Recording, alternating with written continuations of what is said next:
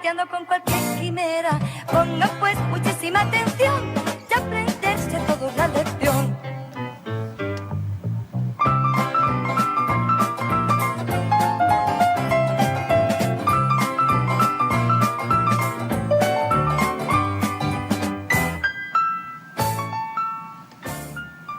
Bueno, pues ya estamos aquí en nuestro tiempo de escuela sabática. Ahora que aquí tenemos un psicólogo en la sala, muy aceptado a Fidel Delgado, que es un psicólogo que a mí me divierte mucho escucharlo.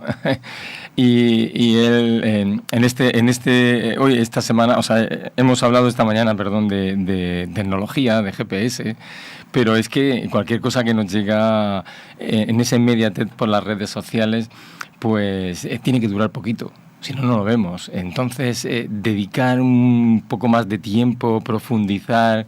Y Fidel Delgado dice que estamos muy acostumbrados a coger un teléfono móvil y entonces hacer así con los dedos y abrir para poder ver mejor, ¿no? Y entonces él dice que tendríamos a veces como que hacer ese mismo gesto así en la frente para poder entender, ¿no?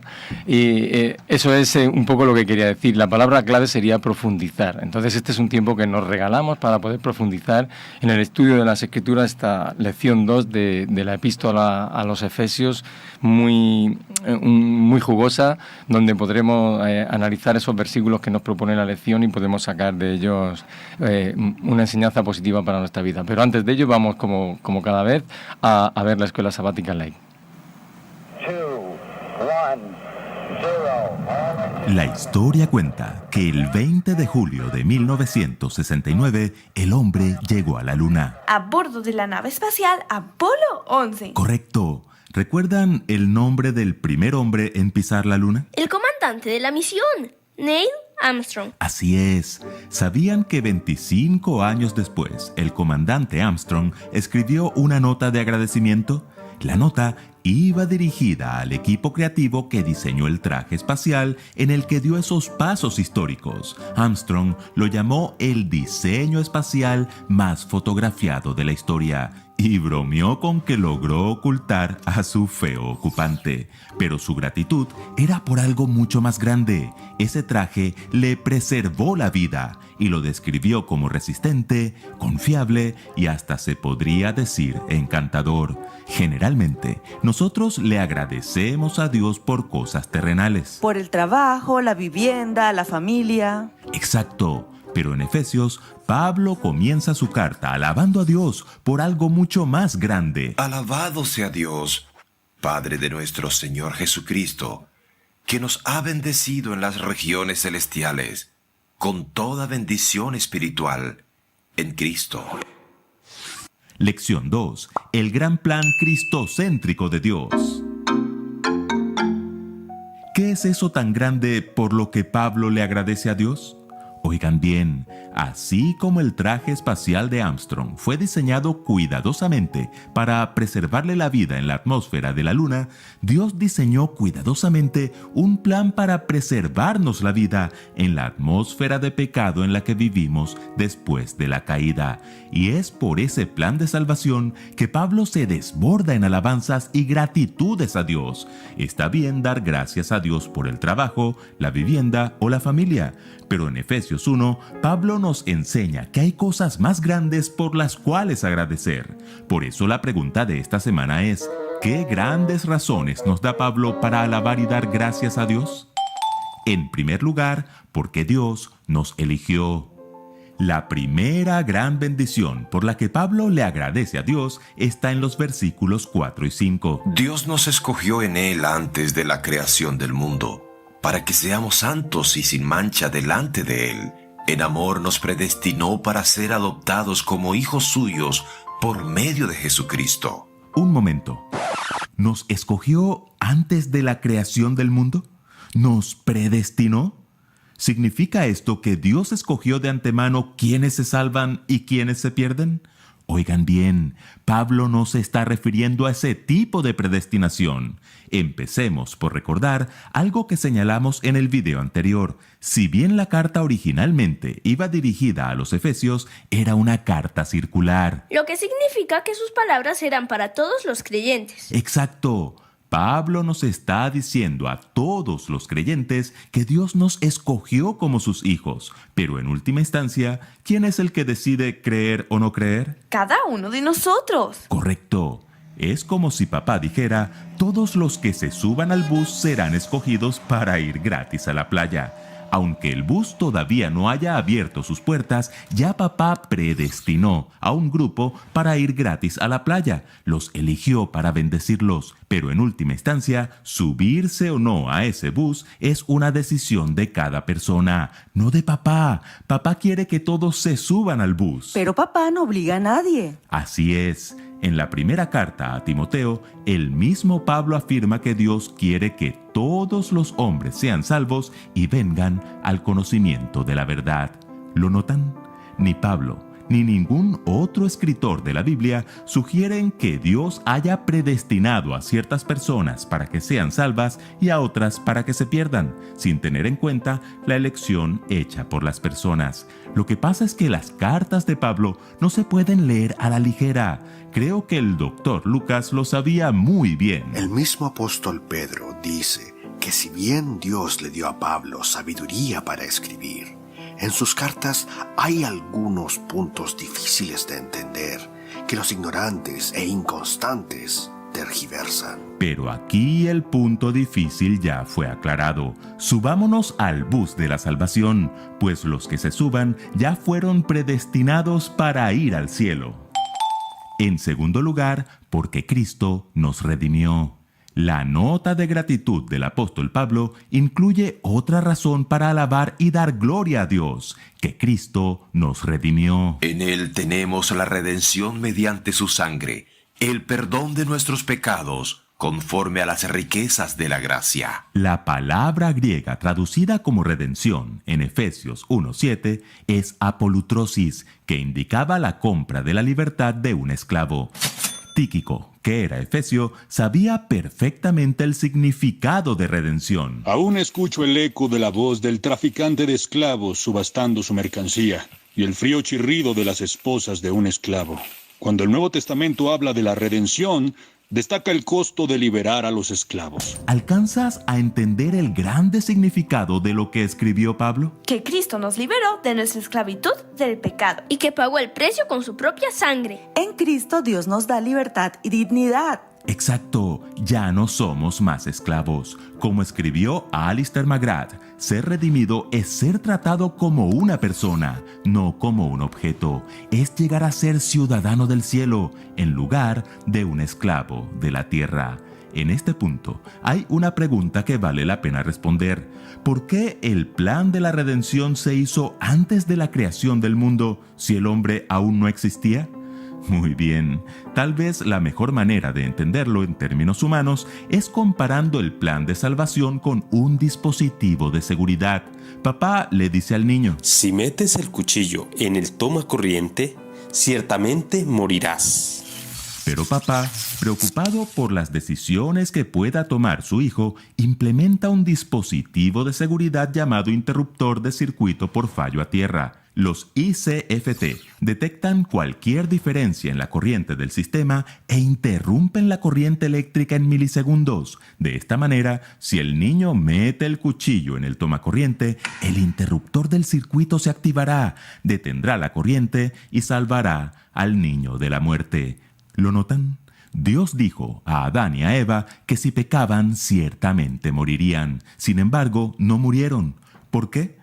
Porque Dios había incorporado de antemano un dispositivo de seguridad, un ICFT espiritual, y cuando Adán y Eva pecaron, se activó de inmediato. Ese plan era Cristo, y quien cree en Cristo se salva del poder y las consecuencias del pecado, la culpa y la muerte. Eso es redención. Por eso Pablo da gracias a Dios, porque en Cristo tenemos la redención mediante su sangre, el perdón de nuestros pecados conforme a las riquezas de la gracia. Y en tercer lugar, porque el Espíritu nos selló. Al final de su nota de gratitud, Pablo usa dos metáforas para referirse al Espíritu Santo. En el versículo 13 lo compara con un sello. Ustedes, cuando oyeron el mensaje de la verdad, el evangelio que les trajo la salvación, y lo creyeron, fueron sellados con el Espíritu Santo prometido. Doctor Lucas, ¿qué quiere decir Pablo con esto? En la antigüedad, los sellos se usaban para autenticar leyes, para validar el contenido de un recipiente o para atestiguar transacciones o contratos. Impreso en un objeto, un sello indicaba propiedad y protección. ¿No les parece maravilloso? La presencia del Espíritu Santo en nuestras vidas nos sella como propiedad de Dios y nos asegura su protección. La segunda metáfora está en el versículo 14. Compara al Espíritu Santo con una garantía, más específicamente con la garantía de nuestra herencia. Este garantiza nuestra herencia hasta que llegue la redención final del pueblo adquirido por Dios. La palabra que se traduce como garantía es el término griego arrabón. Tíquico sabía perfectamente lo que significaba. Era un préstamo hebreo que se usaba ampliamente en el griego común para indicar un depósito o pago inicial. ¿Lo notan? La presencia del Espíritu Santo en nuestras vidas es un anticipo de la herencia plena de redención y salvación que recibiremos con la venida de Cristo. ¿Ahora entienden por qué Pablo se desborda en alabanzas a Dios en la nota de gratitud que escribe al comienzo de la carta?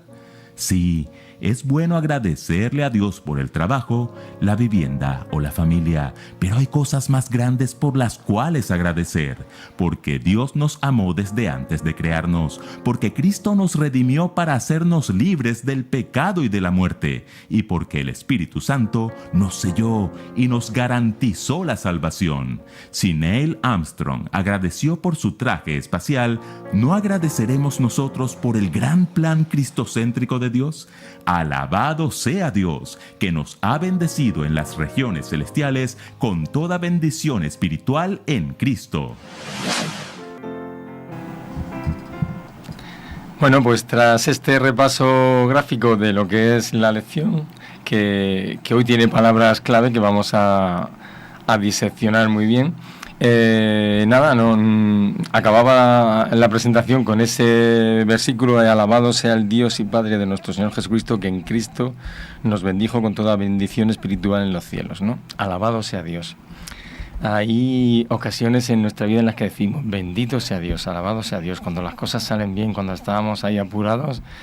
Y aquí Pablo, el apóstol Pablo, muy consciente de que en este comienzo de la carta que le escribe a los Efesios, él tiene que decir gracias a Dios, porque es que hay que ver lo que él ha hecho por nosotros.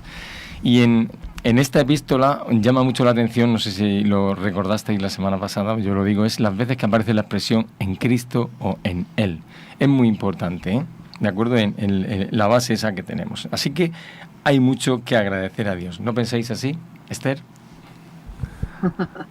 Hay tanto que agradecer a Dios. Si fuéramos conscientes de lo poco que agradecemos, se nos quedaría la cara de vergüenza. Sí, es una idea preciosa, de hecho, hacer girar la reflexión sobre el concepto de la gratitud. Y sabéis, hay algo que me ha llamado la atención también en esta presentación, y es probablemente algo también a destacar, sobre todo al hilo de algo que dijiste para comenzar, Antón. Dijiste que este es un espacio para profundizar, ¿verdad? Y es verdad que es nuestra responsabilidad profundizar en la palabra de Dios. Y esa es la manera en la que vamos a poder estar protegidos de aquellos ignorantes e inconstantes que tergiversan la verdad. Así es. Es responsabilidad nuestra, lo hilamos con lo que han dicho los chicos al principio de la reflexión, utilizar el GPS correcto y profundizar siguiendo la dirección correcta. Es más que pertinente que hablemos de la bendición de la gratitud en estas épocas tan ingratas y cuando hablamos de la ingratitud como un mal de la sociedad actual. Pero además me gusta mucho cómo lo ha enlazado y concluyo así esta pequeña idea general con la idea de ser conscientes de que la Trinidad está ahí. Es decir, ese Dios que nos creó, ese Jesús que nos redimió y ese Espíritu Santo que nos sella y que nos sigue ayudando hasta que Jesús vuelva a buscarnos. Es una manera maravillosa de cerrar el círculo. Hay tanto por lo que agradecer. Pues vamos a seguir profundizando. Fíjate, Richard, ¿qué piensas? Versículo 3 dice, hablando en clave de agradecimiento, bendito sea el Dios que nos bendijo. El versículo 4 dice que nos escogió. El versículo 5 dice que fuimos adoptados. Fíjate que yo creo que la clave de de esta epístola es esa sensación de Pablo. Pablo está tremendamente agradecido. Y hay un texto en la Biblia, ¿verdad?, que dice que de la boca sale, de la boca mana lo que hay en el corazón. Y Pablo se siente agradecido. Y se siente agradecido de esas bendiciones que Dios nos ha dado, y por eso tanta confusión hay. Yo lo veo esta semana repasándolo, digo, si es que no sé dónde encuentran esta pelea con el hemos sido elegidos, ¿verdad? Y la predestinación, porque yo decía, si leyéramos la carta del apóstol, esto nos pasa a veces con los WhatsApps, ¿verdad? Uno envía un mensaje y quien lo recibe entiende otra cosa totalmente distinta. Si la leyéramos entendiendo a Pablo, tal y como se sentía, tremendamente agradecido a ese Jesús que decidió elegir por nosotros. Y me gustan mucho las versiones que hablan de somos elegidos. Jesús tuvo que elegir quedarse en el cielo o venir por nosotros. Y Jesús eligió venir por mí. Así que soy un elegido. Soy elegido desde antes de la creación del mundo, porque ese plan de salvación está desde antes de la creación del mundo. No soy elegido porque ha decidido que yo sí y Juanfra no. No. Es que tuvo que elegir entre quedarse allí o venir por alguien tan insignificante como soy yo. Y entonces Pablo se siente eufórico, se siente feliz, se siente agradecido, y su carta rebosa agradecimiento. Hemos sido elegidos. El Dios del universo decidió venir aquí por ti y por mí, para darnos salvación. Pero dice por qué. Nos bendijo, nos escogió, nos adoptó, nos aceptó. Hay que ser consciente del por qué, ¿no? Vamos a ir viendo, pero nos dice cosas preciosas. Habla de nuestra herencia. Y Pablo nos está diciendo, cuidado, que no sois cualquier guiñapo por ahí, ¿verdad? Habéis sido rescatados, estabais esclavizados al pecado, pero en la situación que Dios os da, os convierte en herederos. ¿Cuándo uno es heredero? Cuando es familia, cuando es hijo de. Amén. Así que habla de nuestra herencia. Soy hijo de Dios. He pasado de ser de esclavo del pecado a hijo de Dios. ¿Cómo no va a sentirse Pablo agradecido, feliz, elegido por Dios? Si leyéramos minuciosamente, y espero que lo podamos hacer, su carta, lo que está diciendo es: erais esclavos de Satanás y ahora sois hijos de Dios, tenéis herencia con el Padre. ¿Cómo no es para sentirse elegido, para sentirse feliz, para botar de alegría? Sí. Sois esclavos, pero ese no era el plan. Claro. El plan era: sois esclavos, pero eso fue porque algo se torció y lo torcisteis en medio del camino. Volvemos a recuperar, que esa es la idea de salir de la esclavitud. También te redimo, vuelves a ser mío. La herencia significa algo que era tuyo porque te pertenecía, pero en algún momento del proceso la perdiste, ¿no? Entonces tenemos que recuperar, y yo recupero lo que era mío.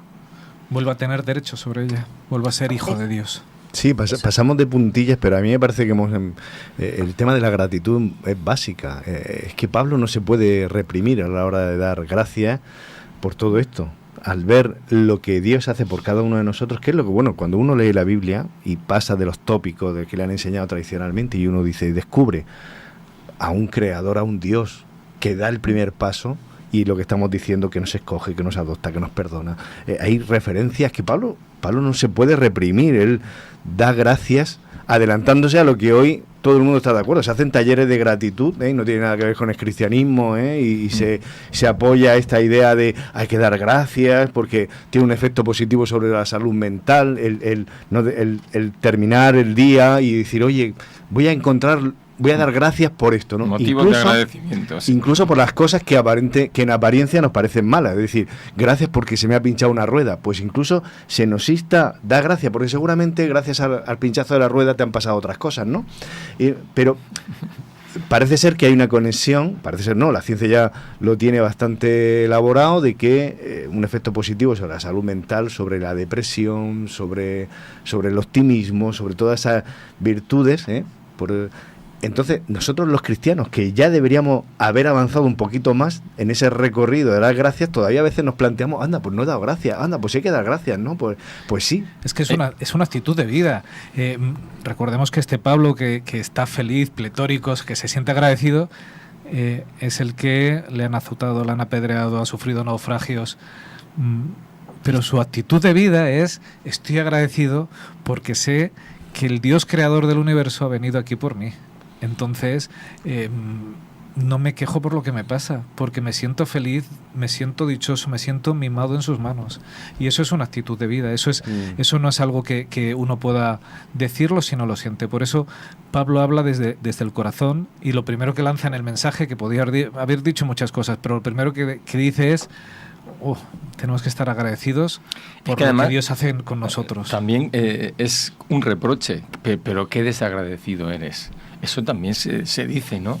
Como algo que las personas a veces no somos conscientes de que oye, es verdad, podría ser un poco más amable, podría ser un poco más... Es que esa actitud de gratitud te saca a veces de tu propio egoísmo, de estar centrado exclusivamente en ti para dar, oye, pues resulta que en mi vida tú también influyes, y oye, resulta que y resulta que gracias a ti, ¿no? Entonces, cuando salimos, trascendemos de nuestro propio yo, somos capaces de ver que el universo es más grande que nuestro solo microespacio, ¿no? Cambia entonces nuestra actitud. Claro, y no se les puede. O sea, ya Pablo, que da gracias, enseguida, ¿hacia dónde lo dirige? Dice versículo 3 del capítulo 1, alabemos al Dios y Padre. Es decir, enseguida él pone en la dirección... Le lleva la alabanza. Claro, Eso es. Damos gracias. ¿A qué damos gracias? Porque alguien podría decir, vamos a dar gracias gracias a mi coche, gracias a este sol que tenemos, gracias al universo. Hay mucha gente que se pone así, ¿no? Demos gracias por la paz en el Pablo mundo. Es específico porque dice bendición espiritual en los lugares celestiales. ¿Qué es esto de bendición espiritual? A mí me parece precioso cómo lo hila todo Pablo, claro. Era una mente prodigiosa este hombre. Tenía las 4 fichas, las tenía bien puestas. Sí. Dice en el versículo 3 leemos: bendito sea Dios el Padre, nuestro Señor Jesucristo, que nos bendijo con toda bendición espiritual en los lugares celestiales en Cristo. ¿Vale? Dios no nos ha dado cualquier bendición por ahí, ¿verdad? Él especifica bendición espiritual y se centra en lo importante. Justamente por eso, porque él está agradecido de su vida espiritual, de lo que se siente feliz, seguro y satisfecho. A veces, como cristianos, buscamos las bendiciones de otro tipo, ¿verdad? Y es que Dios no me está bendiciendo, y se nos olvida las importantes. Lo que Pablo dice es: Dios nos ha dado bendiciones espirituales, que además dice de dónde brotan, en los lugares celestiales, ¿verdad? Y a mí esto me parece maravilloso. ¿Tenemos acceso al trono de Dios? Pues Pablo nos dice que sí, porque tenemos Podríamos agradecer a lo mejor el sentido de trascendencia que tenemos, ¿verdad? Porque nosotros agradecemos y deberíamos agradecer por muchas cosas en las que confiamos, pero no las vemos, ¿de acuerdo? Tenemos que agradecer también por poder sentir fe y por todas estas cosas. Es curioso, ¿verdad, Juanfra? Que últimamente en las dinámicas estas psicológicas se está hablando también de la dimensión espiritual, solo que traducida también con un GPS un poco extraño, pero es cierto que cada vez más seres humanos, incluso no creyentes, reconocen que el ser humano tiene una dimensión espiritual, que no pueden explicar muy bien, pero está ahí. Pablo lo hila perfectamente. Nosotros tenemos bendiciones espirituales, o sea, tenemos bendiciones no solo en el ámbito físico, sino también en un ámbito que incluso se nos escapa. Y nosotros podemos tener una esperanza en el futuro, en un futuro que no vemos, claro, y podemos tener esa sensación y esa certeza, esa seguridad. Pablo era un tipo de fe y era un tipo además que tenía clarísimo que el futuro iba a ser maravilloso y glorioso. Entonces, en medio de la cárcel, él está agradeciendo porque su visión va mucho más allá que la visión de lo diario y de lo cotidiano. Yo me preguntaba, escuchándoos, ¿cuántas veces hemos dado gracias a Dios por la esperanza de la vida eterna? Solemos centrarnos en gracias por el día a día. Estoy viva, Señor, me he despertado otra vez, gracias, he podido abrir los ojos y estoy viva. Pero yo no me acuerdo de decirle a Dios gracias porque no solo estoy viva ahora, porque voy a estar viva eternamente. Y a lo mejor tendríamos que proyectarnos un poco más allá, ¿no? Eso es abrumador, pensar en eso y luego te asalta la duda, ¿sabes? Dices, pero ¿podré yo estar? Y entonces piensas en esa gracia divina que te ha alcanzado y confías plenamente en Jesús, ¿no? Y si no, es que no tienes a qué aferrarte, ¿qué puedes decir, no? Pero dice, Dios nos perdonó en Cristo. Hemos de ahondar un poquito en esa palabra, porque Pablo lo dice, ¿no? En Cristo, y además cuando habla de las bendiciones dice bendiciones espirituales en los lugares celestiales en Cristo. En Cristo. Porque su mensaje es cristocéntrico, o sea, lo maravilloso que tenemos es Cristo. Es que Jesús vino por nosotros y nos bendice desde el cielo, nos da esas bendiciones espirituales, nos da acceso al Padre, pero es que nos proporciona perdón. Todo lo que podamos pensar es en Cristo. No tenemos ni idea de lo que supuso eso. Esto es revolucionario en un tiempo donde socialmente los estratos estaban muy cosificados, es decir, tú eres esclavo, o tú eres plebeyo, o tú eras tal, o eras hijo de... Se acabó. No puedes aspirar a más. Es decir, o eres gentil o eres judío. Es decir, yo soy un elegido, tú no lo eres. La gente ponía las etiquetas y se acabó para toda la vida. Lo que viene a decir Pablo, rompiendo este tabú. Muchas veces ponemos a Pablo como... Le ponemos muchas etiquetas. ¡Ay, Pablo, qué antiguo, que no sé qué, un machista o no sé cuánto! Cuando nos acercamos al verdadero Pablo, no tenemos ni idea de lo que supuso este pensamiento en una comunidad donde empezaba a haber mucha heterogeneidad, donde se acercaba uno con mucho miedo, pero yo puedo ir a la sinagoga, pero yo he conocido a este Mesías, pero realmente hay salvación para mí, estoy angustiado. Y entonces Pablo, romper una lanza y decir, todos somos iguales en Cristo. Ni hombre, ni mujer, ni judío, ni... Y además nos coloca, no te coloca Pablo, porque además... nos coloca Pablo, muchos dicen, no, es que es Pablo, no. Dios, ¿dónde nos coloca? Nos coloca, hace Dios un escalafón de seres, diciendo, tú un poco más, tú un poco menos, nos coloca a la misma altura, dice, vente conmigo al trono, al lado mío. Es que... Entonces, eso, para cualquier persona de ese mundo y del nuestro, porque ahora deberíamos actualizarlo a nuestra realidad. No vamos nosotros cosificando, etiquetando y diciendo, yo me merezco más que tú. Pues todavía hoy lo hacemos. Y hoy en día nosotros nos parece normal esto que dice Pablo, de lo que hablamos antes. Habéis pasado de esclavos del pecado a hijos, vale, normal, pero derecho romano. Cuando tú eras esclavo después de un proceso de manumisión, te convertías en liberto. Un liberto era un ciudadano de segunda clase, y en el cual se recordaba toda la vida que había sido esclavo. Exacto. Pero Pablo lo que dice es, habéis sido esclavos y pasas a ser hijo de la familia. Claro. No pasas a ser un ciudadano de segunda. Esta escuela sabática nos va a hablar de la redención y del perdón, que nosotros a veces lo entendemos casi como igual, pero para los ciudadanos de la época tú podías ser redimido, podías ser liberado del pecado, pero no eras un ciudadano de primera, eras de segunda. Ya no tenías nada que ver con el esclavo, es verdad.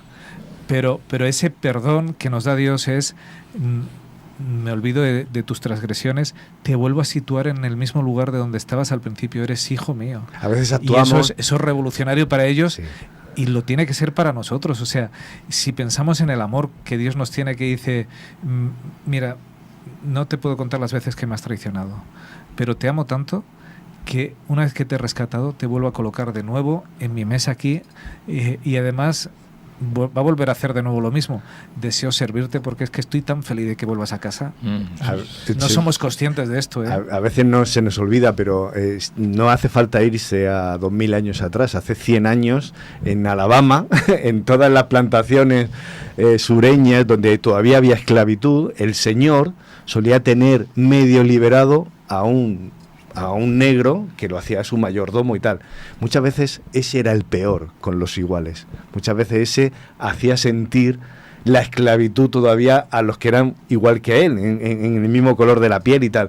Muchas veces en la iglesia no podemos actuar así, es decir, yo voy deliberado por la vida, yo voy deliberado de Dios me ha liberado. Pero con el látigo. ¿Cuántas cosas ha hecho Dios por mí? Voy a mi iglesia, predico, ¡ay, qué maravillas Dios ha hecho en mi vida tal! Pero pongo el zapato en el cuello de mi hermano señalándole, tú que eres un esclavo, tú que todavía no has llegado a mi nivel, tú todavía tienes que hacer muchas cosas, ¿eh? Y nos equivocamos. En ese sentido Pablo está diciéndolo, nos ha hecho conocer de su designio, nos ha mostrado su amor. ¿Quiénes somos nosotros para retenerlo? Esa situación de redención, también en esa situación de esclavitud, los hijos del esclavo eran hijos del dueño, no eran hijos suyos también, o sea, no te era una situación de esclavitud generacional donde faltaba esa libertad, que Pablo dice que en Cristo hemos recuperado esa libertad. Fíjate, Juanfra, cuando hablabas de quienes ponen el zapato en el pie del prójimo, se deberían de leer muy bien la carta de Efesios, porque en Efesios nuestro triunfo es Jesús, es una carta cristocéntrica. No hay nada en mí que merezca la pena. cuando me siento también tan a gusto y que me siento feliz y salvo, lo soy porque confío en Jesús. Cuando yo creo que hay algo en mí que me hace que yo sea superior, porque yo ya estoy muy bien y tengo una relación muy buena con Dios, y tú tienes una relación muy mala, seguramente nos pase como os acordáis la historia, aquel fariseo y el publicano que iba al templo, ¿verdad? Y mientras uno decía, sé propicio a mí, el otro iba, gracias te doy porque no soy porque no soy como tú, que no has entendido bien a Dios, sino gracias porque yo ya te entiendo. No, la carta es cristocéntrica. Todo lo que tenemos se lo debemos a Jesús. O sea, mi conexión con Dios, mi salvación, mi vivencia, se lo debo todo a Jesús. No hay nada en mí, no hay nada bueno en mí. Todo se lo debo única y exclusivamente a Él. Así que deberíamos de escuchar muy bien el mensaje el consejo de Jesús de no juzguéis. Para que no seamos como aquellos que ponen el zapato sobre el cuello de otros, la carta dice, en esos versículos, dicen que tenemos redención por su sangre, el perdón de los pecados, según las riquezas de su gracia, que hizo sobreabundar para con nosotros en toda sabiduría e inteligencia. Una persona que tenga esa sabiduría de lo alto, que estamos hablando como dones espirituales, y esa inteligencia, no la va a usar en perjuicio de su prójimo, jamás. Va a ser una persona que va a ser ayudadora. Y luego dice, dándonos a conocer el misterio de su voluntad. ¿Cuál es ese misterio de la voluntad de Dios? Su designio secreto, dice mi versión. Sí. Esto es muy interesante porque esto no... A veces yo voy por la vida... lo que me surja, ¿no? Ay, ¿qué vas a hacer hoy? ¿O qué vas a hacer mañana? ¿O dónde vamos a ir? O no hay un plan previsto, no hay una hoja de ruta bien diseñada. Aquí Pablo te dice, esto ya estaba pensado. O sea, cuando... aquí Pablo está a punto de poner en un versículo, cuando tú vas, ya Dios ha vuelto ya varias veces. Ya ¿no? lo tenía previsto. Ya sí. lo tenía. Entonces, me gusta mucho esto del plan. Hay un plan, ¿no? Por ejemplo... Se decía el año pasado, ¿no? En un corredor de Fórmula 1, el plan, ¿no? Y los periodistas deportivos tenían eso como una marketing, había mucho detrás también, ¿no? Pero más allá de eso, de la estrategia, aquí hay un plan que además se va a cumplir. Y Pablo nos está diciendo, ¿cuál es ese plan? Y reunir todas las cosas en Cristo, las que están en los cielos y las que están... Fíjate, y lo unimos un poco con eso... ¿Sabéis cómo lo dice la versión de la palabra? No sé si la tenéis por ahí a mano, pero lo dice de la siguiente forma. Llevando la historia a su punto culminante y haciendo que todas las cosas, las del cielo y las de la tierra, recuperen en Cristo su unidad. ¿Qué idea tan chula? Eso quiere decir, Esther, eso quiere decir que ahora mismo no hay unidad, unidad total en el universo. No hay unidad. No la puede haber entre nosotros porque no la hay. Efectivamente, esta unidad todavía no la hay. Y con lo cual, ese es el principal objetivo. O sea, si pusiéramos todos los objetivos, el principal objetivo de Dios, Pablo dice aquí, es unir otra vez al universo. Desde que empezó ese grano en las partes bajas que le salió al universo, que estamos nosotros metidos en esa pus. Fíjate, vuelve a ser un poco... ¿Os acordáis de la imagen de Jesús cuando entraba en Jerusalén? Que decía cuántas veces quise juntarte como la gallina junta a sus pollitos. Pues ese es el plan de Dios, estar todos bajo su cobijo, reunidos bajo su protección. Uniéndolo con esta mañana, con la presentación que nos hizo Taimi y Ernesto del GPS, si tenemos claro esto que nos dice el apóstol Pablo, hay un plan desde antes de la creación del mundo. Dios quiere que todos sean reunidos por su voluntad. Uno puede confiar en el GPS, puede estar seguro porque hay un plan. O sea, Dios no improvisa en nuestra vida. Dios no es un Dios que no improvisa. decide, venga, por dónde que... No improvisa, ni es un Dios que nos ha dejado ahí a nuestra... Mira, ahí desentendiéndose y diciendo, mira, ahí os dejo, no tengo nada que ver con vosotros, que os vaya a lo mejor, apañaos como mejor podáis, os dejo aquí unas cuantas instrucciones, a ver cómo os va, y yo tengo otras cosas más interesantes que hacer. Aunque a veces nos cueste pensarlo. Es que no. Tiene memorizada toda mi vida. Sabe las veces que me voy a equivocar y tiene un plan para cada vez que yo me tuerzo de camino, salir a mi encuentro y decir, recalcula la ruta. Dios lo tiene grabado en sus manos, mi nombre, y sabe perfectamente lo que quiere hacer en mi vida y quiere llevarme de regreso a casa. Entonces, no es un Dios azaroso. Él sabe las veces que me voy a equivocar, las veces que voy a caer. Él está en cada torpeza mía y en cada alegría, está ahí con un plan previsto para que yo sepa, en las buenas y en las malas, que Él está a mi lado. Entonces, a mí eso me da muchísima seguridad. Al hilo de lo que decías, Esther, de lo que Dios nos promete de la vida eterna, ¿tú te sientes sellada, como dice Pablo aquí en estos versículos de la lección, que nos ha dado el sello, que es las arras de nuestra herencia? ¿Te sientes sellada? Yo siento que la salvación es mía. Amén. Yo lo siento, de verdad. Es decir, una cosa es la incertidumbre que podamos tener con respecto a la vida. Otra cosa, lo hablábamos hace unos días, son los temores que podemos tener, las inseguridades a veces. Pero, ¿sabes? Yo me siento insegura con respecto a mí, pero no me siento insegura con respecto a Dios. Lo tengo clarísimo. Amén. Y, ¿sabes? De la misma forma que agradecemos poco, parte del problema que tenemos es que como el Espíritu Santo lo tratamos menos de lo que quizá deberíamos tratarlo, no nos hemos dado cuenta de que está ahí y de que el sello es permanente y que nos está plof, plof, plof, ¿sabes? Recordando que tenemos ese sello puesto de alguna manera. Y sí que yo me siento tranquila, me siento bien. Otra cosa es que sepamos que, y la Biblia nos lo dice, ¿no? Que probablemente haya un momento justo antes de que Jesús vuelva, que habrá, ¿sabes? Ese tomar aire y decir, ay, ¿qué pasa ahora? ¿No? Porque ocurrirán cosas que no sabemos, ¿no? Y sabemos que podemos estar protegidos también contra esa incertidumbre. Pero sí que reconozco que me siento tranquila en ese sentido. Y fundamental. Bueno, ya digo, con respecto a mí, porque al final somos todos un desastre, pero seguridad en Dios, desde luego, Dios está ahí, seguro.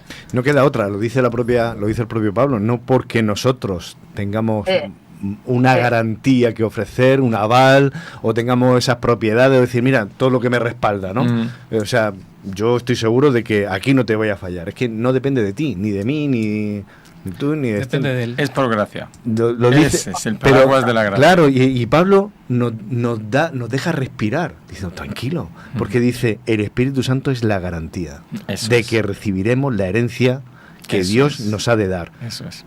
Ya está, no hay más. Es decir, quítate el peso, quítate toda la mochila, muchas veces la culpa, con cuánta culpa vamos todos los días, aquella vez que yo metí la pata, cómo le fallé a mi esposa, cómo a mis hijos, yo tenía otro plan para ellos, no he sido el padre que ellos querían, no he sido, ¿vale? El hijo de Dios. Hay tanto por lo que azotarse. Cuánta culpa y flagelarse. Cuántas piedras llevamos que la bola que llevamos con la cadena arrastrando, cuando Pablo está diciendo, tranquilo, el Espíritu Santo es la garantía. O sea, esto no es tuyo. Ahora bien, entonces, ¿qué es lo nuestro? Entonces, un versículo antes, y a lo mejor ya me meto en otro... abro porque dice... No, abre.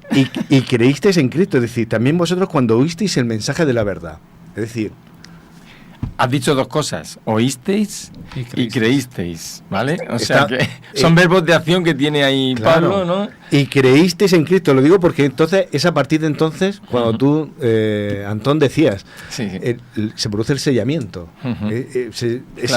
Lo que me ponen el sello en la frente diciendo, porque dice que con ese sellamiento somos propiedad de Dios. Eso es. Dice, soy propiedad, soy míos, es decir, si es lo que no queremos ser de Dios. Es que viene el Espíritu Santo a tu vida y dice, eres propiedad de Dios. O sea, no queremos decir, eres mío. ¿Tú has hecho un contrato de arras alguna vez? Claro. ¿Verdad? Sí, o sea, ¿cómo nos llegan esas cosas que son del pasado y nos llegan hasta nuestros días? O sea, yo te quiero comprar el piso, yo te doy 6.000 euros... Y te doy la señal. En garantía de que yo te lo quiero comprar. Si yo me vuelvo atrás, los pierdo, y si tú te vuelves atrás, me das el doble. Eso es en la actualidad lo legal, ¿no?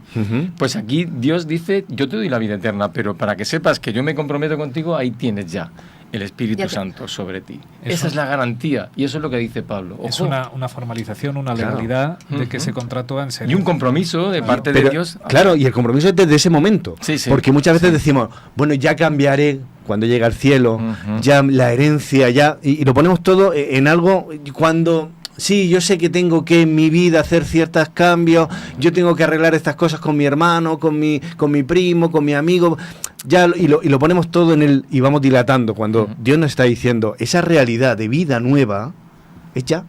gracias al Espíritu que te va a hacer ser semejante. Porque yo te doy mi presencia ya, desde el hoy, desde el ahora, ¿no? Entonces, no puede ser el mismo. Algo tiene que moverse entre nosotros. Es algo que me preguntaba yo esta semana, ¿no?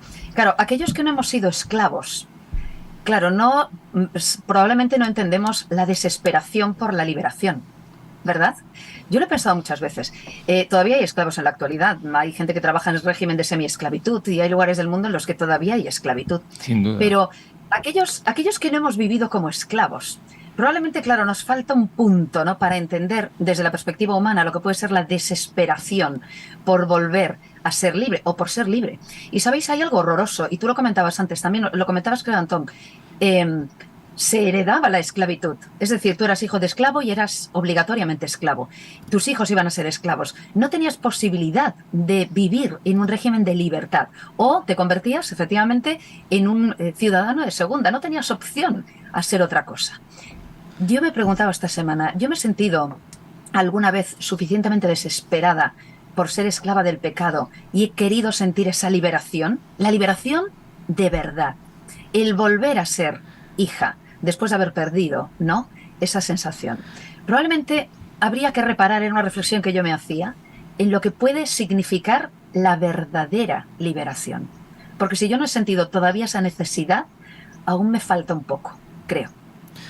Es que importante. Estaba pensando yo, es que hay otras esclavitudes hoy en día. La esclavitud del pecado o de muchos vicios.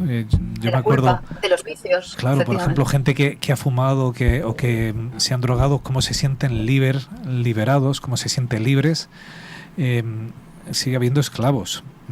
No quizá del trabajo físico, que también le sigue habiendo, pero ya no es tan habitual. Pero del pecado todos somos esclavos y solo Jesús nos puede dar esa sensación en la cual te sientes ya libre de la culpa, del peso, de esa bola que decía Juanfra que arrastra. A mí, antes de seguir avanzando en la lección, hay algo que creo que nos hemos saltado y a mí me encanta. Ya sabéis que yo soy mucho por esto del amor, ¿no? Dispara. En el versículo 5, después de que hablaba en Cristo, dice: por su amor nos eligió para ser adoptados como hijos suyos. Por amor, porque me parece que en esta introducción que está haciendo Pablo va a hablar de ese Jesús que decidió estar en el cielo, que decidió no estar en el cielo, que decidió venir, que le da la alabanza, pero que lo hizo por amor. Esto es también revolucionario, Richard, porque estamos todavía en una sociedad que utiliza a los demás. Claro. Si tiene esclavos, tiene medios de producción, tiene tal, porque lo único que hace es aprovecharse. Tú me sirves porque me sirves para esto. Yo he pensado en ti porque gracias a ti voy a conseguir esto otro. Porque luego en la epístola Pablo va a hablar de relaciones humanas. Claro. Y esas relaciones solo pueden funcionar bien cuando rige este mismo principio, que es el principio del amor. Cuando no rige el principio del interés. Cuando yo te doy solo si tú me aportas algo a cambio. Si no me aportas nada, no quiero saber nada de ti. Las divinidades, hasta ese momento, eran todas interesadas. Eran todas, los hombres utilizaban a la divinidad para que le fueran propicios. Yo te hago un sacrificio, te ofrezco esto. Pero el sacrificio del otro, no el mío. Yo ofrezco el sacrificio. Y los dioses también utilizaban al ser humano eran dioses caprichosos, dioses que iban a la suya. Entonces, aparece una divinidad. Pablo, hablando de ese Dios desconocido, a todo el pueblo pagano que estaba acostumbrado a otro tipo de religión, y le dice: aquí hay un amor desinteresado, hay un amor libre, hay un amor que te capacita, Claro, aquello le volaba la cabeza. Y lo especifica: tenemos redención por su sangre. O sea, realmente el sacrificio de Cristo lo deja bien presente Pablo. Era una auténtica cartucho de dinamita en las relaciones y en la mente de toda aquella sociedad. Claro. Es que él va desmontando la sociedad, porque lo que nos va a llevar es a eso, es ese Dios al cual hay que alabar, que le debes tantísimo, que todo lo ha hecho por amor y que te saca de la esclavitud para convertirte en un hijo. ¿Ese es tu ejemplo? Pues entonces vive en base a ese ejemplo. Y luego, cuando empieza a hablar de relaciones, sigues con la mente fija en si Dios me ha dado tanto, si lo hizo tanto por todo lo que hizo por amor, ¿cómo me tengo que comportar yo? Porque yo creo que Pablo nos está mostrando muy bien lo que Dios ha hecho con nosotros para luego ir a afrontar, que lo veremos en las semanas siguientes, nuestra relación con los demás. Y partimos de qué punto. Partimos de ese punto de agradecimiento, de amor, de ese punto de gracia infinita que se nos ha dado a nosotros. Ahora, ¿cómo voy a responder yo? Claro. Entonces, él lo deja meridianamente claro para, a partir de ahí, trabajar sobre los problemas que había en esa iglesia, trabajar sobre nosotros, sobre nuestros errores, claro, para llevarnos a los pies de Jesús de nuevo. Pablo está poniendo un poco, haciendo el diagnóstico, la diagnosis de la situación en aquella comunidad, pero no sé, Antón, pero a mí, siguiendo la lógica de Pablo, él dice, vosotros antes estabais muertos. Ahora se va a meter en dar un pasito más diciendo, muerto o vivo. ¿Tú eres un muerto o eres un vivo? Ahora que estamos muy acostumbrados y nos gustan mucho las series de zombies. Eras un zombie. Es algo que, vamos... ¿Cómo pueden haberse puesto tan en boga, eh? Hay que ver... los superhéroes y los zombies, pero es un reflejo de nuestra sociedad. Es decir, hay por ahí algunos estudios que hablan de por qué esa continua producción de series, de argumentos, de películas sobre superhéroes. ¿Por qué? Y mucha gente opina que hemos perdido los referentes y necesitamos salvadores. Y nos vamos agarrando al Spider-Man de turno, al Batman, que nos ofrece esta virtud, la otra virtud, que son capaces de superarse y trascender. Hemos perdido ese referente, ¿no? Y muchas veces estamos perdidos. Pero con los zombies pasa algo parecido. ¿Por qué nuestra sociedad se agarra a ese tipo de vida que no está ni aquí ni allí, ¿no? Que te mueves casi por instinto, pero que, ¿sabes? Y nos llama la atención. Y Pablo está diciendo, no seas un zombie, porque dice, aquí está hablando, vosotros antes estabais muertos a causa de las maldades y pecados. Es decir, erais unos zombies. Sí, andabais como los demás, en las cosas de este mundo, ahí entretenidos. Es esa diferencia entre estar bien situado y bien orientado, bien dirigidos tus pasos, o no. Es saber que la paga del pecado es muerte, pero el don de Dios es vida eterna en Cristo Jesús. Es esos versículos que Pablo va a decir unas veces a los romanos, otras veces a los efesios, que nuestra redención fue por la entrega de Cristo, que nos reveló ese misterio de reunir todas las cosas en Cristo, porque se había roto ese equilibrio. Y es un punto de realismo, porque tú antes te sentías vivo, pero estabas muerto. Claro. Eso es. Porque sin Dios estás muerto. Y hasta que Jesús no entra en tu vida, no has llegado a la vida. Hay un reproche en Apocalipsis a una de las iglesias: tienes nombre de que vives, pero estás muerto. Claro. Claro que es un zombie, está vivo, pero realmente lo único que hace es alimentarse y poco más, ¿no? Es decir, se ocupa nada más que de lo primario, podríamos comentar, ¿no? Cuando dice aquí Pablo, de esa manera vivimos también todos nosotros en otro tiempo. Versículo 3 del capítulo 2. Siguiendo nuestros propios deseos, satisfaciendo los caprichos de nuestra naturaleza. Claro, es que te puedes creer que estás vivo. ¿Por qué? Porque disfruto mucho, porque voy, porque hago lo que me da la gana, ¿vale? Satisfago los caprichos de mi naturaleza, mis deseos. Pero Pablo te dice, estás muerto. Entonces, a mí me parece que es un punto de realismo que a veces es necesario ponerlo sobre la mesa. Como todos somos pequeños zombies en potencia, hay una cita del lenguaje que dice que a través de Cristo la tierra se une nuevamente al cielo. Cristo conecta al hombre caído, débil y desamparado con la fuente del poder infinito. O sea, que si te sientes débil, desamparado o desamparada, Cristo puede conectarte con esa fuente de poder infinito. Claro. Es claro. Es tremendo cómo nos está llevando Pablo un poco, nos está poniendo las bases sobre las cuales construir nuestra propia relación con Dios, ¿no? y darnos cuenta y tomar conciencia de cuál es nuestra situación, porque Él dice, nos dio vida juntamente con Cristo, es decir, cuando estábamos muertos, cuando estábamos pendientes nada más que de lo primario, de levantarnos y ir al trabajo, de hacer 4 cosas más y comprarnos el coche y ya está, aparece Dios y dice, nos resucitó juntamente con Cristo, nos sentó con Él en el cielo, que era lo que comentábamos al principio, es decir, nos pone allí, nos da dignidad. Nos dice, despreocúpate, tranquilízate. Eres adoptado, eres aceptado. que es que no nos entra eso en la... Claro, y a mí me gusta mucho en todo esto el que Pablo no dice seréis hijos de Dios, seréis adoptados. No. Ya te vendrá, ¿no? Ya Claro, te nombraremos hijo predilecto o empleado del mes. Es un soy, o sea, soy hijo de Dios, soy salvo, tengo que vivir como ya. Es verdad que hay una imagen que a mí me gusta mucho en todo esto, la salvación, la aprendí de niño, que es la salvación es como aquel millonario, ¿verdad?, que se acerca a un mendigo que está en la calle y le da un cheque de vamos a actualizarlo, 6 millones de euros, ¿vale? Y le dice, mira, te quiero mucho, tienes aquí 6 millones de euros. ¿Qué puedo hacer yo con ello? Pues puedo seguir viviendo como un andrajoso pensando, me han tomado el pelo, esto solo es un papel que no vale para nada y no que no produzca ningún cambio en mi vida. Puedo confiar en él y dirigir al banco, ¿verdad?, a hacerlo efectivo y seré millonario. Pero mientras voy de camino, tú ya se te ha cambiado la cara. Si yo ¿no? confío en la persona, se me ha cambiado la cara, se me ha cambiado el ánimo. Yo ya sé, ¿verdad?, que mis problemas están resueltos, que voy a tener dinero y seguridad para toda mi vida. ¿Por qué? Porque confío en la persona que me dio ese cheque. Pablo nos está diciendo eso. Es verdad que yo todavía no estoy en el cielo, es verdad que no me he sentado a la mesa de mi Señor, pero yo tengo que vivir ya como hijo de Dios. Yo ya se me tiene que cambiar la cara. Tengo que sentirme, tener seguridad en que soy hijo suyo, en que ya no soy esclavo de pecado, que aunque siga llevando ropas de andrajoso, ¿verdad?, mi padre está esperándome en la casa para ponerme el vestido encima y meterme en la casa como hijo suyo, y tengo que llegar sintiéndome que soy hijo suyo. Yo ya soy salvo, yo ya soy hijo de Dios. No puedo seguir viviendo pues como un miserable pensando en no estoy seguro si Dios me considera hijo suyo, porque no.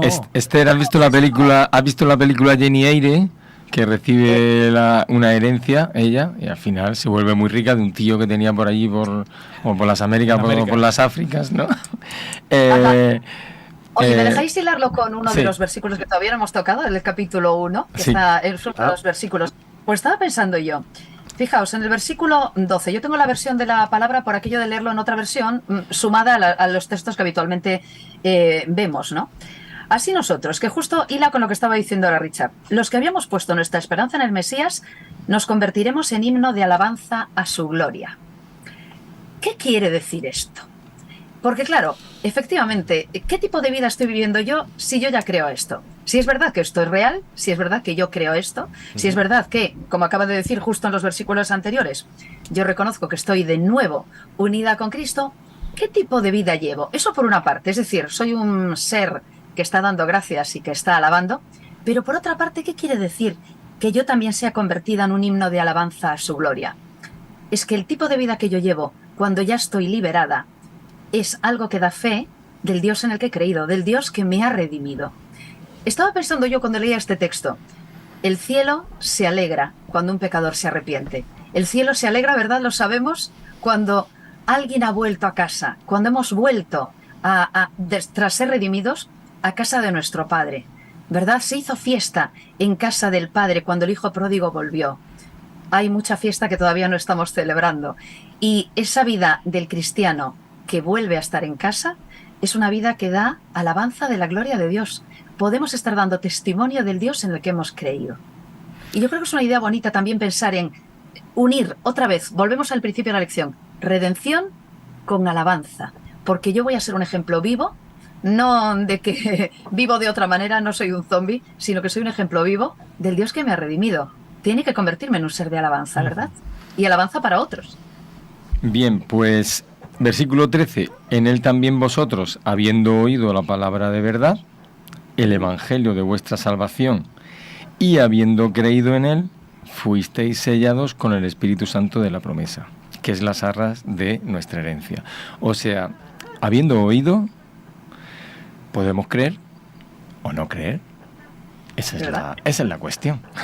Para ser sellados con el Espíritu Santo de la promesa. La clave está en lo que hagamos nosotros tras oír.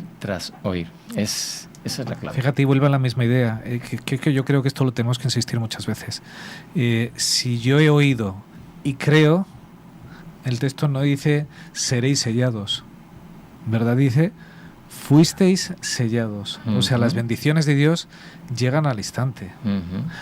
¿Eso significa que yo no voy a poder apartarme y que ya voy a ser salvo para siempre? No, yo puedo rechazar al Espíritu Santo y a Dios en cualquier momento, ¿verdad? Pero la bendición de Dios es en el instante, no es una bendición, ya te llegará, ya te vendrá, no. El Espíritu Santo toma posesión de mí. Quiero hacer énfasis otra vez en habiendo creído en Él. Ya sabéis que dice mucho Efesios, en Cristo o en Él, ¿no? A Pablo también, aquel carcelero de Filipos, le dijo, ¿qué he de hacer para ser salvo? Cree en el Señor Jesucristo y serás salvo tú y tu casa. O sea, hay que creer en Cristo. Y entonces es como dice Richard, fuimos sellados con ese Espíritu Santo que es las arras de nuestra herencia. Eso que es lo que nos espera. Oír y creer, ¿no? Se hará referencia en el Nuevo Testamento, ¿no? Por la fe viene por el oír, y el oír por la palabra. La palabra, ¿no? La palabra de Dios. Y se nos hace hincapié en que hay que oír. Es muy interesante cómo además Pablo, siguiendo esta escalera que va de escalones que va uno avanzando, dice: en esto sé que tenéis fe en el Señor Jesús y amor para con todos los que pertenecen al pueblo santo. Es decir, fe y amor. No va cada uno por un lado. Yo tengo mucha fe, pero tú en tu casa y yo en la mía, ¿no? Yo tengo mucha fe en mi Dios, pero no me junto con tal, ¿no? Que corra el aire, ¿no? Es que no va. Es decir, algo falla, algo chirría. Porque aquí sé que tenéis fe y amor. Aquí los cristianos debemos ir con estos dos brazos, con estas dos, jugando con estas en las manos, la fe y el amor, y van la pelota que se va pasando de una mano a otra. No se puede. Es decir, que tienes fe y no tienes amor. ¿No son fruto de Dios los dos? ¿No provienen los dos de Dios? Pero es que ¿cómo es el mundo que soñamos? Claro, y entonces a partir de ahí me gusta mucho Pablo, porque es como si me lo estuviera diciendo. Si estoy leyendo el versículo 15 del capítulo 1, dice: no dejo de dar gracias por vosotros. Enseguida, cada vez que Pablo puede, mete la gratitud. Entonces, versículo 17, pido a Dios, ¿qué nos pide?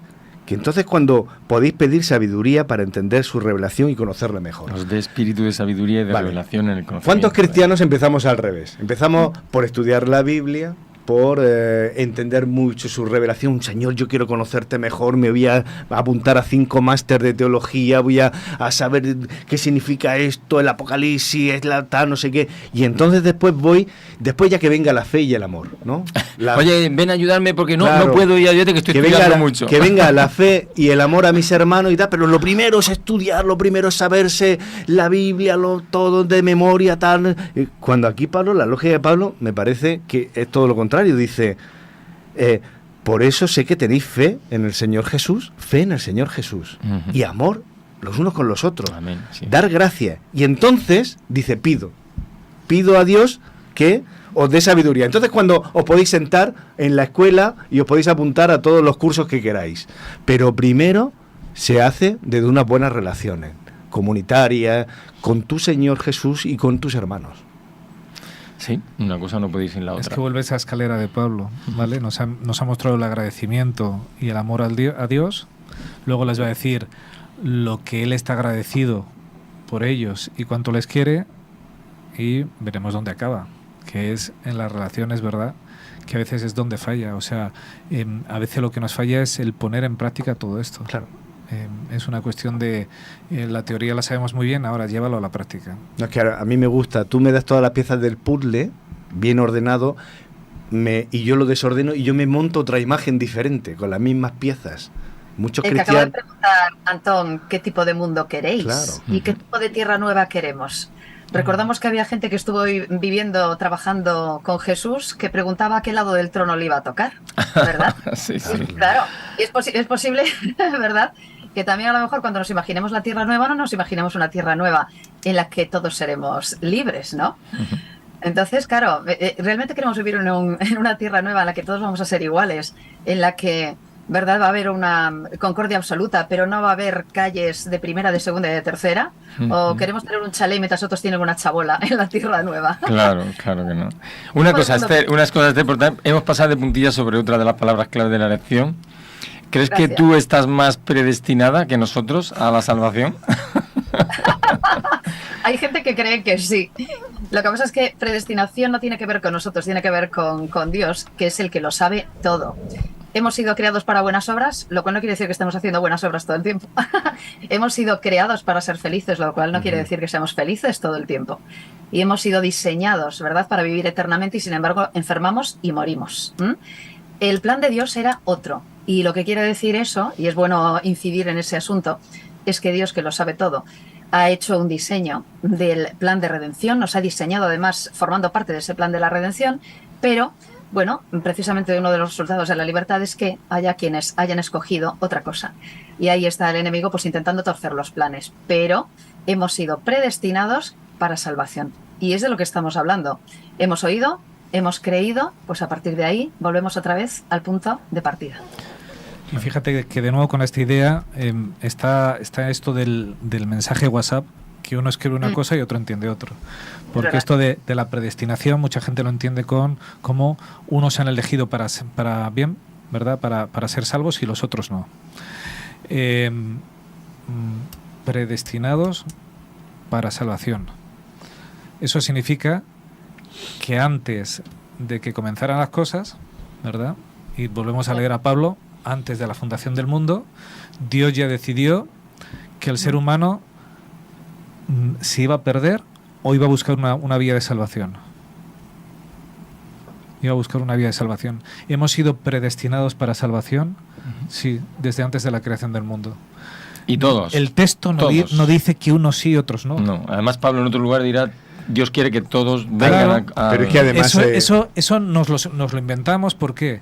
Pues porque yo me siento tan bueno que no todos, es verdad, no todos pueden ir allí, así que aquí unos sí, otros no. Pero el texto dice que Dios ha hecho provisión para todos. Y su predestinación, lo que Él en su plan de salvación estipuló, es que por cuántos iba a pagar en la cruz. Por todos. Por todos. ¿Todos estábamos predestinados para salvación? Sí. De tal manera amó Dios al mundo que ha dado su Hijo unigénito para que todo aquel que en Él cree, vuelve a salir, cree, no se pierda, tenga vida eterna. ¿Nos ha puesto el cheque de salvación a todos en el bolsillo? Sí. ¿Eso significa que todos van a ir al banco a convertirse en salvos? Por desgracia no. Pero no es una cuestión de que Dios no nos haya predestinado a todos para salvación, de que no nos haya dado a todos, que no haya hecho los planes desde antes de la creación del mundo para que todos seamos salvos. Lo hemos comentado otras veces, pero es que claro, podríamos terminar hablando del tema de la libertad y del libre albedrío y de la responsabilidad que significa, pero es que va implícito en todo el texto bíblico. Desde el mismo momento en que aparece el ser humano, Dios le pone un árbol del bien y del mal porque tienes la opción de elegir. Claro. Si tienes libertad, esa libertad mínima para elegir, tienes la opción de rechazar. Y si tienes la opción de rechazar, evidentemente ya no hay ese determinismo de decir, no, mira, estos son habas contar y tú aquí y tú allí. Pero este texto lo que habla es lo que Dios ha hecho por ti. Y Dios ha predestinado a todo el mundo para salvación. Todos están predestinados para salvación. Luego, cada uno elegirá y hará lo que quiera. Y dará sus explicaciones a Dios y dirá, mira, no he querido ser salvo porque no me ha interesado. Lo que pasa es que nos gusta jugar a quién se salvará y quién no. Y entonces empezamos a decir, tú conoces, tú te vas a salvar, tú no conoces, tú estás perdido, ¿no? Y jugamos al tema de quién se salva, quién se pierde, ¿no? Quién está dentro, y eso no es algo que nos competa a nosotros. Afortunadamente, que nosotros no nos va en eso. Entonces, ¿quién se va a salvar? ¿Quién se va a perder? Es que nos gustaría que todo, y ahora hay otra corriente muy de moda, ¿no? Que Dios es tan bueno, que Dios es tan amoroso, que es imposible que no salve a todos, ¿no? Incluido, universalismo. Incluido a todos. Incluido al propio Satanás. Entonces, pero que eso tampoco, que no nos compete a nosotros. Es decir, que eso es cuestión de Dios. Nos deberíamos preocuparnos cada uno de nosotros por asumir nosotros este papel que estamos aquí compartiendo y decir, tú eres el sellado, tú has sido sellado por Dios, tú crees en ese amor hacia ti, en ese plan suyo, en ese plan hacia ti. Entonces, que se vayan a salvar 6.000, 7.000 millones es algo que, bueno, ojalá. Yo podría decir, mi deseo es que se salvaran todos, incluido Satanás. Yo puedo incluso decirlo, pero es que no depende de mí, es que da igual lo que yo opine. Claro, exacto. Es que volvemos a lo mismo. tergiversamos a Dios. Claro. Por un lado, el universalismo, todos se van a salvar, ¿verdad? Porque si no, Dios no diría cosas así. Que uno haya previsto, cuando uno monta en un barco, ¿verdad? Y uno dice, hay 100 pasajeros y hay botes salvavidas para los 100. Eso pasó en el Titanic, que no había... No, pero yo estoy diciendo un barco en condiciones. 100 pasajeros, botes salvavidas, Condiciones, sí. botes salvavidas Me ha gustado. para los 100, ¿verdad? ¿Hay salvación para todos prevista? Sí, he previsto 100. Sí. Si se hunde el barco y alguien dice, yo no me atrevo a lanzarme ese bote de salvavidas en medio de la tormenta, prefiero agarrarme al barco que me siento más seguro. Se va a hundir con el barco. Se hundirá y se morirá. ¿Había salvación para él? Sí. ¿Se había previsto su salvación? Es que la mayoría se queda en el barco. Claro. Pues... Quiero decir, lo que hace Dios es hacer la previsión para que yo sea salvo. Ahora, mi elección es decidir si me quiero agarrar a ese amasijo porque me siento más seguro o confiar en el bote salvavidas, que para eso es un bote salvavidas, para salvarme. Será mi decisión. Eso no cambia que se me haya predestinado, que se me haya hecho los medios necesarios para ser salvo. Dios me ha provisto desde antes de la fundación del mundo para que todos seamos salvos. Ha incidido en cada vida humana, en cada instante, en cada momento, para que seamos salvos. No hay uno de sus hijos que Dios no haya estado allí dándole un toque de atención, trabajando con el Espíritu Santo. No hay nadie que Dios no lo haya querido llevar a la salvación. Ahora, ¿eso significa que todos van a ser salvos? Por desgracia, no. ¿Porque Dios no lo ha previsto? No. Porque Dios no lo quiere. Porque el ser humano No tiene nada que ver con es libre y el ser humano decide. Entonces, eso es terrible, el universalismo, pero tan terrible como lo otro. A veces yo he oído en iglesias evangélicas, cuando alguien se aparta, decir, no, este es que nunca ha sido salvo, ¿verdad? Porque claro, si tú crees, no te puedes apartar. Es que eso también es falso.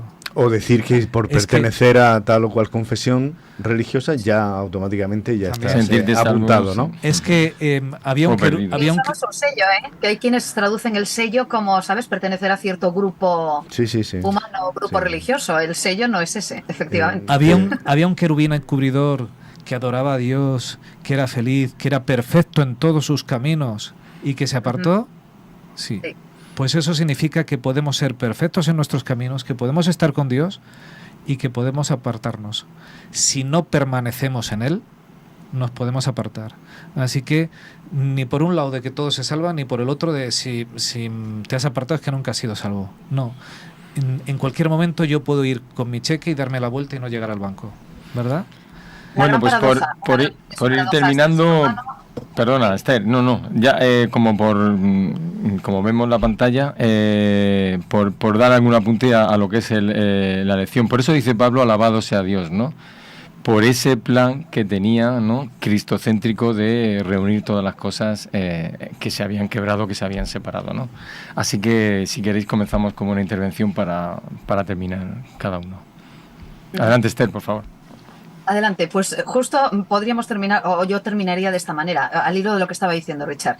Una de las grandes paradojas del ser humano es que nos sigamos comportando como esclavos cuando sabemos que somos libres, ¿verdad? Si sabes que has sido liberado, ¿por qué sigues viviendo como una esclava? Esther, eres libre, has sido sellada, pues tienes que vivir como un ser humano libre y como hija del Creador. Amén. Pues, ¿qué más queréis añadir, Juan? Lo que me destacaría yo personalmente es que tengo a un Dios que ha pensado en el universo, en toda su creación, que tiene ese plan de unificarlo en Jesús, todo volverlo a que esté unido, que no haya ningún lunar fuera del tiesto, pero a la vez ese Dios que es universal es mi Dios personal. Es como mi compañero, mi padre, mi familia, es mío. Y de hecho Pablo dice, eres tuyo, ¿no? Yo soy Ha suyo, sido ¿no? adoptado como hijo. Entonces, Sí, sí. a mí ese juego, que lo tenga tan claro, y a mí no deja de llamarme la atención cuando a veces tengo ese paro y digo, no es posible, ¿no? A veces alguien dice, no puede ser verdad, ¿no? Pues sí que lo es. Sí, ese es, el elemento sorpresa ese de, pero Dios me ama así, pues sí, Dios te ama así. Richard. Después de todo lo que hemos hablado esta mañana, ahora cogemos el texto por el que hemos empezado, de Pablo, y ahora lo entendemos cuando dice: alabado sea el Dios y Padre nuestro Señor Jesucristo, que en Cristo nos bendijo. ¿Verdad? No queda más remedio, ¿no? Que rendirse. Es que no puedes decir otra cosa. Que... No puedes decir que es que no tienes más que mostrar agradecimiento hacia aquel que ha hecho tantas cosas buenas, que ha previsto salvación para ti, que ha previsto tu liberación, que se vino aquí y se hizo hombre por ti.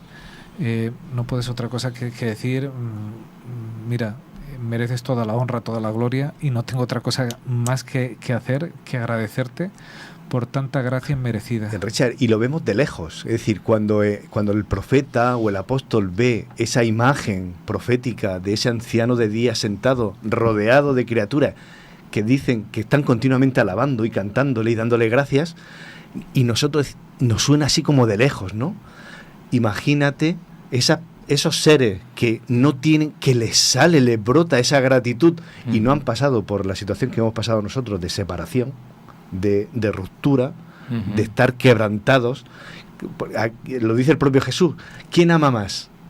A quien más se le perdonó. Nosotros estamos llamados a que nos brote eso de forma natural. Lo que pasa es que estamos en esa pelea aquí, en este mundo todavía, en el que estamos incluso peleándonos con Dios, decir, con esa sensación de, te quiero dar gracias, pero no, yo, ¿sabes? Y estamos enfadados con la vida, con nosotros, con nuestra situación, con este mundo. Cuando nos sintamos liberados de eso, ¿cómo no vamos a poder dar gracias a aquel que nos ha sacado de nuestra miseria? Dar gracias y además adorar, porque el propio apóstol Juan, cuando recibe esa revelación de todo lo que está allí viendo, él se posta a los pies del ángel y dice: a mí no, adora a Dios. Eso es lo que tenemos que tener claro, ¿no? ¿Quién es el artífice de todo este plan de salvación que nos alcanza? Porque tenemos una espada de Damocles que apunta contra nosotros. Bueno, pues espero que hayáis disfrutado de esta profundización, de este estudio de... Estamos en el inicio de la carta de los Efesios. Sí. Hay mucha chicha. Por eso en la Biblia se le dice al único. A mí me encanta ese título, al único. Porque es que no hay otro como él, es el único. Eso es, ¿no? Sobre todo, dice Pablo, en amor, habiéndonos predestinado en amor. Todo lo que hace Dios es por amor, no tengamos ninguna duda. Y que ese amor que hemos oído lo creamos y recibamos ese sello que es las arras de esa herencia que nos espera, ¿no? Pues que Dios os bendiga a todos los que nos habéis estado oyendo y acompañando, y los que puedan alcanzar el mensaje a través de internet también posteriormente. Pues nos vemos en el próximo estudio de la semana próxima. Así que disfrutéis cada uno de los días de esta semana en la que no vamos a vernos. Thank